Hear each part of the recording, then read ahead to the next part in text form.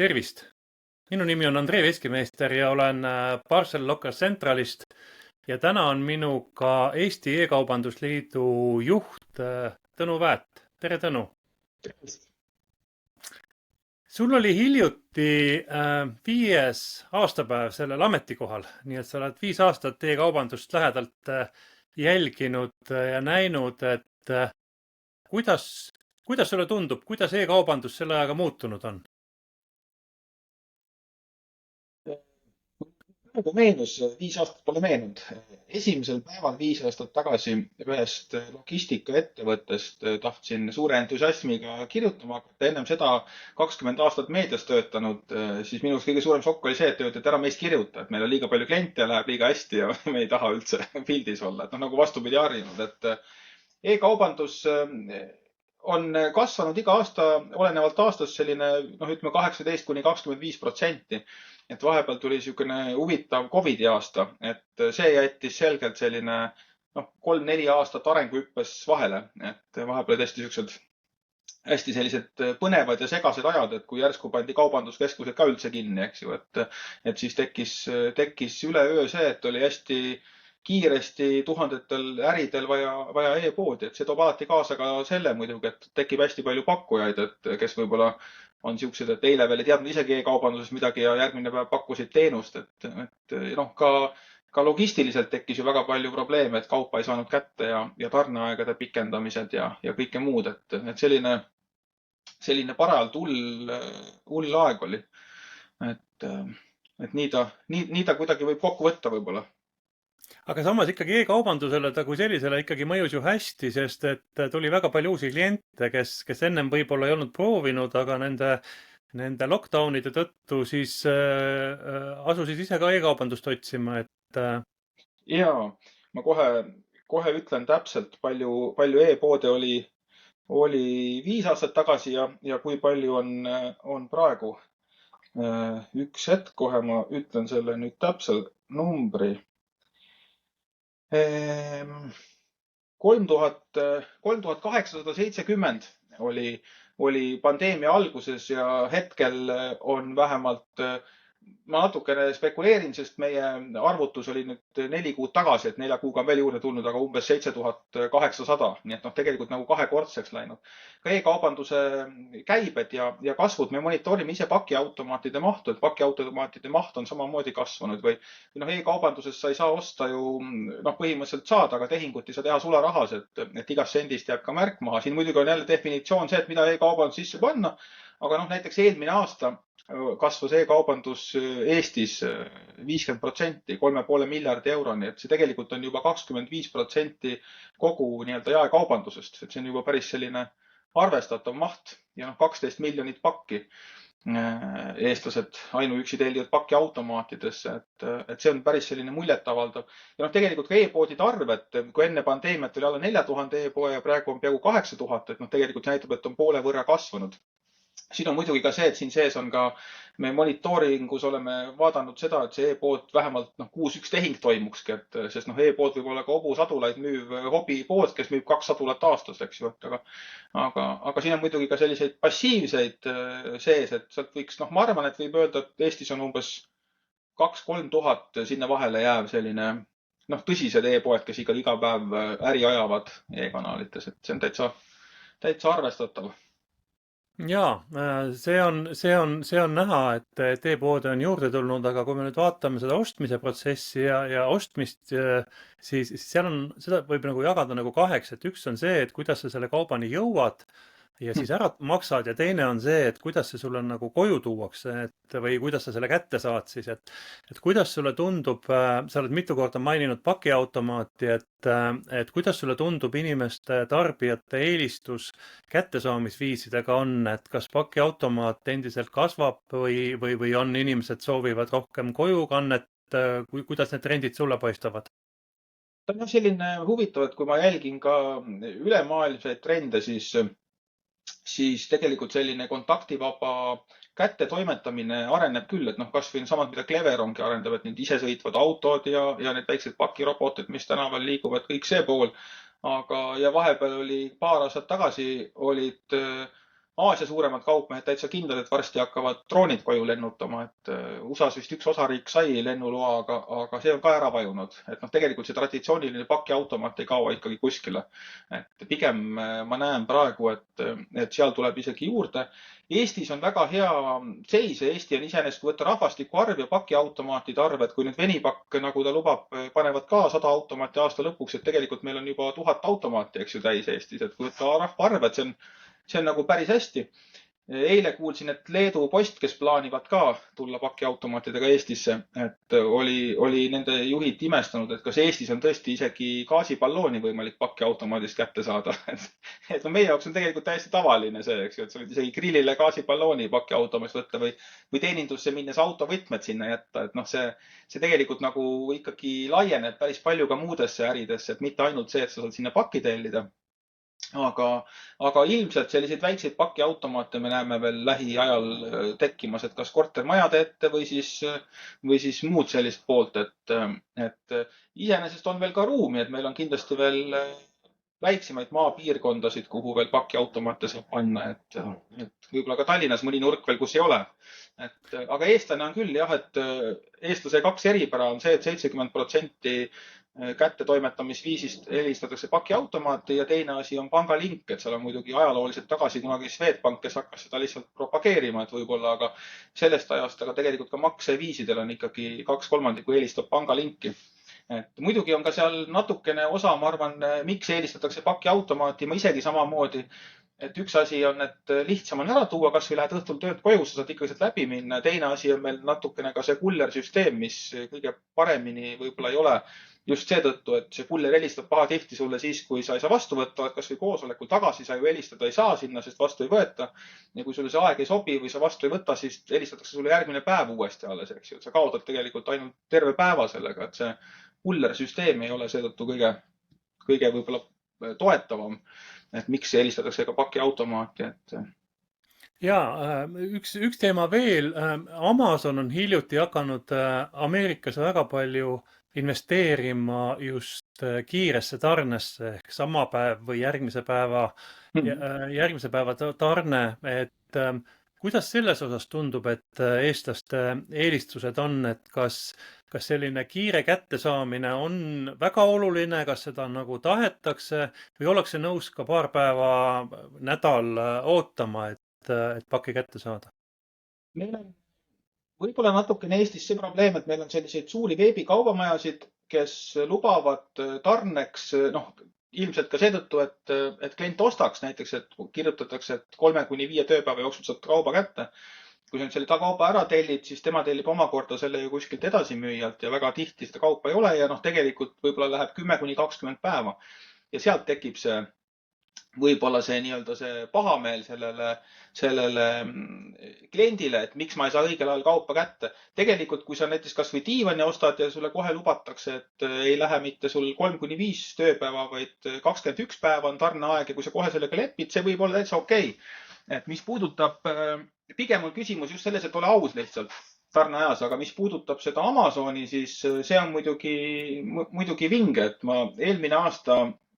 just 3-4 inimesega suhtlesin, kes Ameerikas elavad. Et seal ei räägita mitte e-kaubandusest või tarnest, vaid räägitakse Amazonist, et Amazon Prime, eks ju, et üks inimene ka ütles, et kui ta tellib kas või New Yorgis pudeli vett laupäeva õhtul, et siis pühapäeva hommikul hiljemalt on seda ukse taga, et see on nagu tasuta ka veel, eks ju. Et need on sellised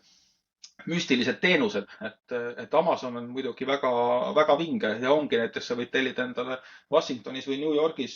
väikse vidina, mis tuuakse tasuta ja tuuakse sulle samal päeval või hiljemalt järgmise hommikul ukse taga sulle,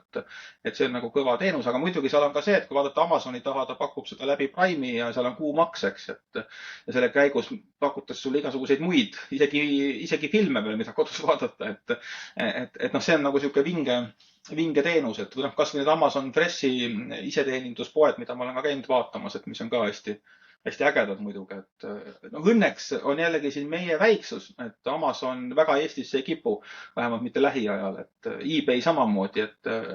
noh, väga nagu Soomest või Rootsist edasi ei taheta tulla, et sealt seda teha, et ja väga paljud ka rahvusvahelised poed, mis on tulnud ka Eestisse või Baltikumi müüma, siis nad ei hakka Eestisse naljalt ladu tegema, vaid tehakse Poola või Leedu kaudu kogu Baltikumi, aga see teeb ikkagi sihuke 3 kuni 10 päeva tarneaega, et Eesti kaupmees 1 päeva tarnega saab kindlasti siin vastu, et Eesti kaupmehe konkurentsieelis on selgelt see, et paku eestikeelset teenindust, klienditeenindust ja suhtle ja teine asi, et paku sama päeva komplekteerimist, et see pakk peaks 2 päeva jooksul vähemalt kätte saabuma, et siis sa oled rahvusvahelises konkurentsis, et muidu väga mitte, Jaa, nii kipub olema küll. Aga räägi mulle veel sellest, et kuidas Eesti e-kaupmehed oma tootearendusega, noh, nagu millisel tasemel me oleme, et ma tean hiljuti on Weekend näiteks teinud pilooti pakiautomaadi ja proovikabiini kokkupanemisega Viimsi Marketis, et kas ja kuidas selliseid innovatsioone on veel ka teistel ja kuidas Weekendil selle konkreetse arendusega läinud on? Eestis tegelikult on täitsa palju, et needsamad Cleveron isesõitvad autod, et nii minu teada nii TPD kui DHL neid testib juba ja kasutab täitsa, et väga palju on, kas neis autoesindustes suuremates mitmetes, nii BMW-d kui minu meelest Audit ja kindlasti on veel ka Škodad ja mingid muud, kus sa saad, kus pakiautomaat nii-öelda on sul ukse ees, et sa saad sinna varuosa tellida, ära võtta võtme, viia või tuua millal iganes, et selles mõttes seda nii-öelda kontaktivaba sellist innovatsiooni tehakse. Eestis kaupmehed on, mina julgeks öelda, et tegelikult Eesti e-poed, kui ma võrdlen neid kas või rahvusvahelistega, siis Eesti e-poe keskmine tase on väga hea, et hiljuti sama Londonis käik, et Erki Kilu rääkis seal väga inspireerivalt ja mis ütles, et on ka tõsi, et näiteks, et tule Eesti kaupmehena minna näiteks kas või Londonisse, et saad suure šoki, et enamus asjad Londonis ei tööta. Tehnoloogiliselt e-poed ei tööta, tagastused, tarned, kullerteenus ei töötagi, lonkab täitsa. Aga lihtsalt sul on nii palju seal rahvast, et sul ei peagi teenust töötama, et Eestis on nii vähe rahvast, et on vastupidi, et võib-olla seetõttu on meil nagu paremini arendatud, aga kindlasti sellised, no kas või sama see Weekendi näide, kes tegelikult pakub telli ja proovi tasuta 30 päeva, eks ju, et mis ta pakub kas või seda, et sa võid tellida kuni 5 toodet endale koju, sa ei maksa mitte midagi nende eest, koju kas kuskile poodi proovimiseks või siis nutipoodi, mis praegu on üks Viimsis avatud, et sa ei maksa nende eest mitte midagi, proovi 30 päeva jooksul, mis sa 30 päeva jooksul tooteid tagasi meile ei saada, nende eest esitame sulle 31. päeval arve. Et tegelikult, ja see on päris korralikult käivet kasvatanud, et teine asi, mis on Viimsis neil nutipood piloodina, nüüd selle aasta lõpuks tekib neid veel mõned üle Eesti. See mõte lihtsalt on see, et näiteks kuskil maapiirkonnas kas või kuskil kas või linna nii-öelda rajoonis, kus sul ei ole mõtet võib-olla füüsilist poodi püsti panna, et paned tegelikult 20x20 siukse nutipoe, inimene tellib sinna kauba, seal on tegelikult lihtne pakiautomaat ja 2 proovikabiini, proovid sealt sama loogikaga, midagi ei maksa, mis sa paned pakiautomaati tagasi, see läheb sinna, mis sa kaasa võtad, sellest esitatakse arve, et väga nutikas siukene lahendus tegelikult ja see säästab ka sellest, et sul ei ole põhimõtteliselt ju töötajat vaja sinna. Koristaja käib ja kuller viib sinna nii nagu pakiautomaatigi selle paki, et ma ise olen seda neile kunagi ka soovitanud ja olen sellest ka varem rääkinud, et aastaid tagasi Nike tegi Ameerikas selliseid piloote, aga nad tegid küll teistmoodi, et nad panid Nike pakiautomaadid püsti, kuhu sa võisid tellida tossud endale, läksid sinna, proovisid endale jalga, mis panid kapiautomaati tagasi, see oli tagastus, mida sa ei pannud, selle eest sulle esitati arve. Et noh, põhimõtteliselt sama, aga neil oli natuke veel nagu niisugune lihtsam variant, et ega seesama Amazon Freski, et ja on veel Jaapanis on päris palju kaupmehi tekkinud, suuri rahvusvahelisi, et lähed poodi, et sa ei pea kellegiga suhtlema, võtad selle toote, tootel on lihtsalt väike kiip küljes ja see registreerib ära, et sa võtsid selle kaasa, ja lähed sellega kassasse, paned lihtsalt korvi ja sulle esitatakse arve, või noh, Amazon Fresh kas või, et äpiga logid ennast ära, lähed sisse, laod oma kotti lihtsalt banaanid, joogid, mida iganes tahad, tavalise kotti, lähed poest välja, on siuke varga tunne küll korraks, aga 5 minuti jooksul tuleb piiks ja äpp näitab, et sa võtsid need 5 toodet ja võtsime su kaardilt siukse summa, et noh, siuksed igasugused kontaktivabad lahendused on kindlasti tulevik, et kui Aasia poole vaadata ikkagi, aga mida Amazon ka räägib, et ka maksete puhul ikkagi arendatakse järjest rohkem seda, et sul oleks maksevabad, nii-öelda kontaktivabad kas või maksed ja teenindused, et vahepeal käis jutt ka, et Selver testib nii-öelda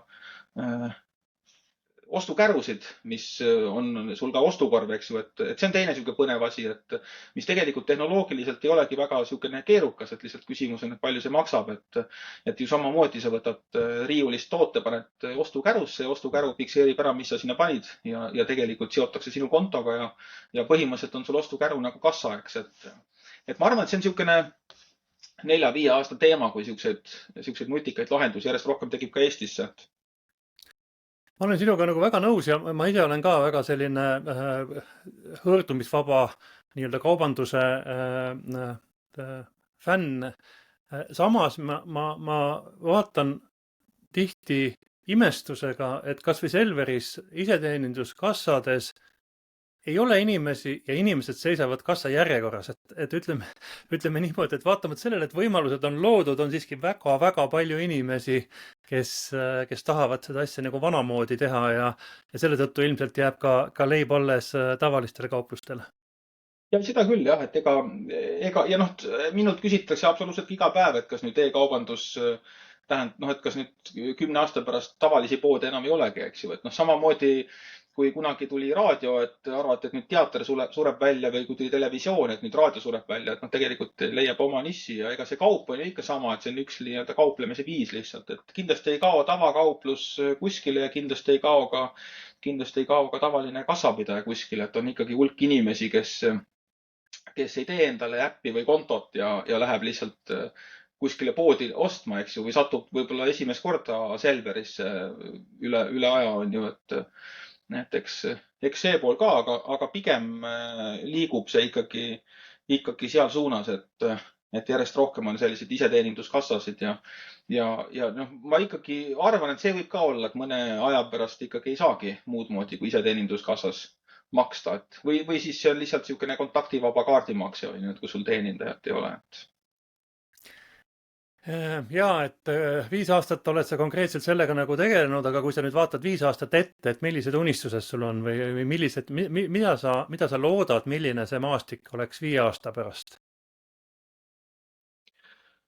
Oi, vot see on nüüd küll siuke pähkel küsimus, mida ma loodan, et Eesti kaupmehed on järjest tublimad, mida nad tegelikult on. Kui me vaatame nüüd ka ja mida ma jälgin iga-aastaselt nii pakimahus kui ka eestlaste ostlemises, et noh, tegelikult 5 aastat tagasi oli veel 50-50%, et võib-olla pool osteti nii-öelda Aasiast ja väljapoolt ja 50% Eestist, siis praegu on ta juba kaldumas nii, et 60% Eestist ja 40% väljaspoolt, et mis on tegelikult hästi nagu positiivne. Mis tähendab seda, et Eesti kaupmehed pingutavad ja järjest rohkem saadakse ka aru, et tegelikult on täiesti võimalik konkurentsis püsida, isegi konkurentsieelist omada, et see suur rahvusvaheline jälle meie väiksus, eks ju, et ei tehta Eestis klienditeenindust või kui tehakse on üks inimene või 2, kes ei ole ikkagi nii pädevad selle info osas, et kui sa pakud kiiret eestikeelset klienditeenindust ja sa pakud tooteid, mida sul on laos, pakud 1-2 päeva tarnet, et sul on täiesti reaalselt võimalik konkureerida ja teine asi, mida ma kindlasti ka julgustan, et eestlane väga tihti on, et mis meie väiksed eestlased, aga tegelikult on täiesti võimalik edukalt rahvusvaheliselt äri ajada, et meil on ka e-kaubanduse liidus mitukümmend protsenti liikmeid, kes väga edukalt teevad üle maailma või üle Baltikumi äri, et täiesti vabalt on võimalik seda teha, eriti just e-kanalites, et ega sa 10 füüsilist esindust ja poodi üle maailma püsti panna, et noh, see on meeletu ressurss, eks ju, aga e-poega välisturule minna ei ole üldse lihtne. Igaks juhuks mainin kohe ära, et 10-9 e-poodi välisturgudele minnes alati lähevad Soome ja 10-9 seal ka põruvad, et alati peaks ka mõtlema, et Soome võib-olla ei ole kõige parem koht kohe minna. Jaa, aga nüüd lõpetuseks räägi veel seda, et ma tean, et sa valmistad ette e-kaubanduse traditsioonilist konverentsi, mis teil iga sügisel on, et millal see toimub ja keda sa sinna ootad? Ja meil programm on peaaegu juba koos. Ma loodan, et sina oled jätkuvalt ka nõus olema üks esineja, et AI-st seal rääkida ja logistikast, aga see toimub 9. novembril Hiltoni hotellis. Loodetavasti järgmine nädal tuleme juba välja programmiga ja fookus on laienemine välisturgudele e-poega, või e-äriga, et seal kindlasti tuleb väga põnev teema. Praeguseks on kokkulepe, et mida väga tihti ei juhtu, 3 Eesti väga tuntud ettevõtet, kes on nõus tulema rääkima oma ebaõnnestumistest välisturgudel. Et tavaliselt ei taheta rääkida, et mis mul halvasti on läinud, et proovime läbi selle ja läbi arendajate ja turundajate ja tehnoloogide tuua ka seda poolt, et kui välisturgudele minna, et mis on vaja strateegiliselt teha turundusplaanides ja kõigest muust, ka logistika ja muu poolest. Et ma usun, et see tuleb sihuke põnev programm. Väga tore, olete siis kõik oodatud, et aitäh sulle, Tõnu. Aitäh! Oli huvitav vestlus. Minu nimi on Andrei Veskimeister ja täna oli minuga Tõnu Väät, Eesti e-kaubandusliidu juht.